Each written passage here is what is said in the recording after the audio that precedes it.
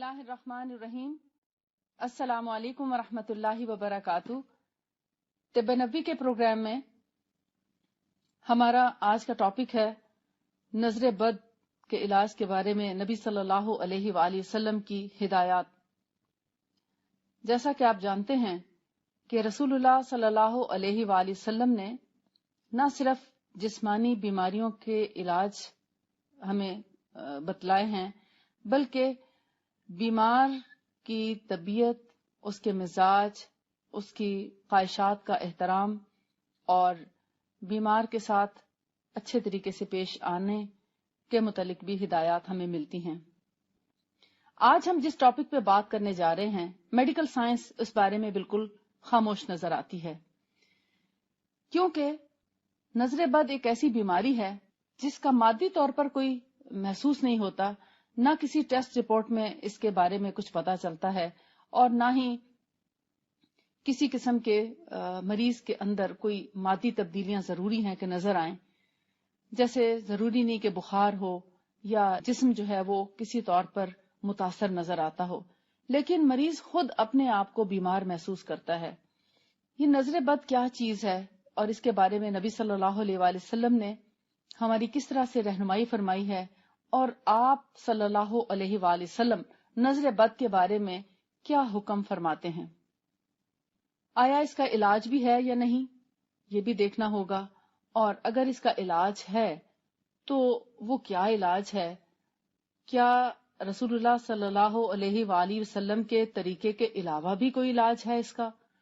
تو یہ ساری چیزیں ہم انشاءاللہ دیکھیں گے۔ اللہ تعالیٰ نے جتنے بھی پیغمبر بھیجے ان سب کو جہاں اپنی تعلیمات دے کر بھیجا، علم کے ساتھ بھیجا، اور وہ لوگوں کو اللہ رب العزت کی پہچان کراتے، اللہ سے جوڑتے، اللہ تعالیٰ سے روشناس کراتے، لوگوں کے دکھوں کا مداوع کرتے، تو وہاں ان کو بیماریوں سے نجات دلانے کے لیے بہت سے طریقے بھی اختیار کرتے جو اللہ تعالیٰ کی طرف سے ہی ان کو ہدایت کی جاتی تھی۔ رسول اللہ صلی اللہ علیہ وآلہ وسلم نے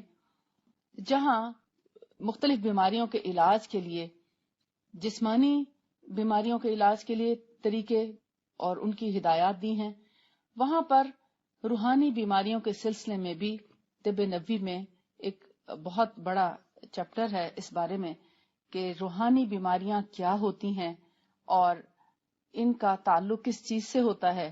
اور اس کا علاج کیا ہے۔ مکمل رہنمائی طب نبوی میں موجود ہے۔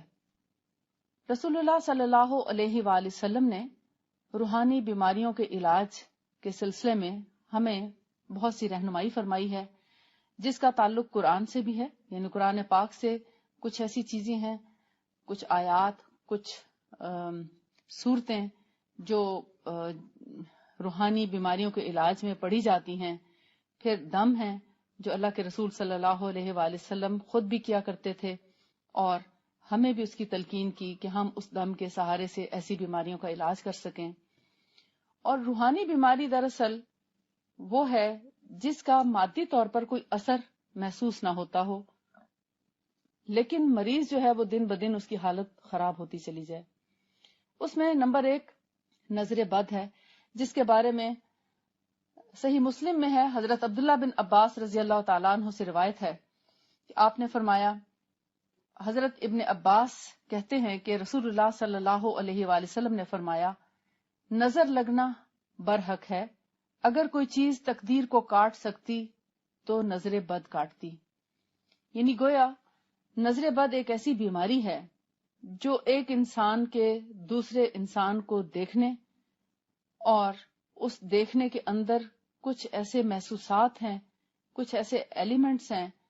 جن کی وجہ سے نظر لگتی ہے۔ وہ ایلیمنٹس کیا ہیں، پہلے ہم ان کو دیکھ لیتے ہیں اور پھر دیکھتے ہیں کہ آپ صلی اللہ علیہ وآلہ وسلم نے یہ جیسا کہ یہ فرمایا، ایک اور حدیث میں ہے کہ حضرت ابو ہریرہ سے روایت ہے کہ آپ صلی اللہ علیہ وآلہ وسلم نے فرمایا کہ نظر کا لگنا برحق ہے، یعنی نظر لگ سکتی ہے۔ تو آیا ایسی کیا بات ہے کہ نظر لگ جاتی انسان کو اور انسان جو ہے وہ تڑپنے لگتا ہے اور بیمار ہو جاتا ہے اور دواؤں سے اس کا علاج نہیں ہو سکتا؟ یعنی اگر دوائیں دی بھی جائیں، زیادہ سے زیادہ اس مریض کو سلایا جا سکتا ہے، لیکن کسی گولی سے یا کسی شربت سے یا کسی انجیکشن سے اس مریض کا علاج ممکن نہیں. تو ایسے میں جہاں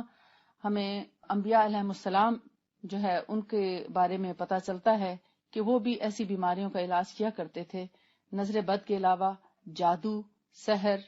اور آسیب، جنات کا اثر، لمس وغیرہ، یہ سب بھی روحانی بیماریاں ہیں. ان سب کے علاج کے سلسلے میں رسول اللہ صلی اللہ علیہ وآلہ وسلم کی تعلیمات سے ہم بھرپور فائدہ اٹھا سکتے ہیں، اور ایک صحیح طریقے پر چلتے ہوئے جہاں ہم اپنے مریضوں کو شفا پہنچا سکتے ہیں یا خود اپنے آپ کو بیماری سے بچا سکتے ہیں، تو ساتھ ساتھ ہم اللہ کی رضا پانے کے بھی مستحق ہو سکتے ہیں انشاءاللہ. نبی صلی اللہ علیہ وآلہ وسلم نے نظر بد لگنے یعنی جس شخص کو نظر بد لگی ہو اس کے بارے میں فرمایا کہ حضرت عائشہ رضی اللہ تعالی عنہ سے روایت ہے، وہ کہتی ہیں کہ رسول اللہ صلی اللہ علیہ وآلہ وسلم نظر بد کرنے والے کو وضو کرنے کا حکم دیا کرتے اور نظر زدہ کو اس سے غسل کرنے کا حکم دیا جاتا. یعنی جس کی نظر لگی ہے اس کو حکم دیا جاتا کہ وہ وضو کرے اور اس پانی کو ایک برتن میں جمع کرے، اور پھر جس کو نظر لگی ہوتی اس کو اس وضو کے پانی سے غسل دیا جاتا. کس طرح کہ وہ پانی ایک دم سے اس کے سر کے پیچھے سے بہا دیا جاتا، تو اس طرح نظر کا اثر اتر جاتا. بخاری اور مسلم میں حضرت عائشہ رضی اللہ تعالی عنہا کی روایت ہے. ام المؤمنین حضرت عائشہ رضی اللہ تعالی عنہا بیان کرتی ہیں کہ نبی صلی اللہ علیہ وآلہ وسلم نے مجھے یا دوسروں کو نظر بد میں جھاڑ پھونک کی ہدایت دی ہے. یعنی جھاڑ پھونک کا مطلب ہے دم کرنے کی اجازت دی ہے یا دم کرنے کا حکم دیا ہے. ایک اور حدیث سے پتہ چلتا ہے، رسول اللہ صلی اللہ علیہ وآلہ وسلم سے پوچھا گیا کہ اے اللہ کے رسول، بنو جعفر کے لوگوں کو نظر بد لگ جانے کی بیماری ہے، تو کیا میں ان کے لیے جھاڑ پھونک کروں یعنی دم کروں؟ آپ نے فرمایا ہاں، اگر کوئی چیز تقدیر پر سبقت کرتی تو وہ نظر بد سبقت کرتی. اس کے علاوہ ایک واقعہ بھی ہمیں ملتا ہے حدیث میں کہ ایک صحابی تھے سہل بن حنیف، ان کو نظر بد لگی تھی حضرت عامر بن ربیعہ کی. ایک حدیث میں آتا ہے کہ حضرت عامر بن ربیعہ نے سہل بن حنیف کو غسل کرتے ہوئے دیکھا. وہ ایک ندی پر نہا رہے تھے، تو انہوں نے کہا کہ اللہ کی قسم، آج سے زیادہ کوئی عمدہ دن اور چمکتی جلد نہیں دیکھی.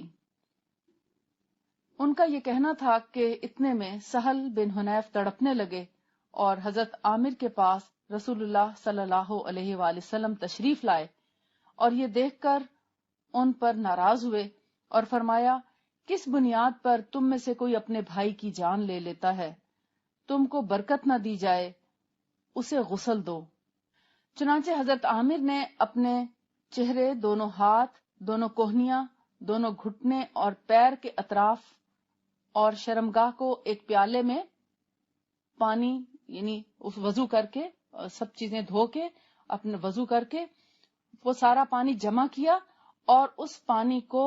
حضرت سہل بن حنیف کے اوپر انڈیل دیا. تو انہوں نے چین کی سانس لی، ورنہ یہ بات کہنے کی دیر تھی کہ سہل بن حنیف جو ہے وہ تڑپنے لگے اور قریب تھا کہ شاید ان کی جان نکل جاتی. یعنی نظر اتنی تیز ہوتی ہے، چاہے وہ انسانوں کی ہو یا جنوں کی، دونوں کی ہی لگتی ہے، اور نظر لگتے ہی انسان بے بس ہو جاتا ہے اور اتنا شدید بیماری کا حملہ ہوتا ہے، یہ اتنی بری طرح متاثر ہو جاتا ہے کہ وہ مرنے کے قریب پہنچ جاتا ہے.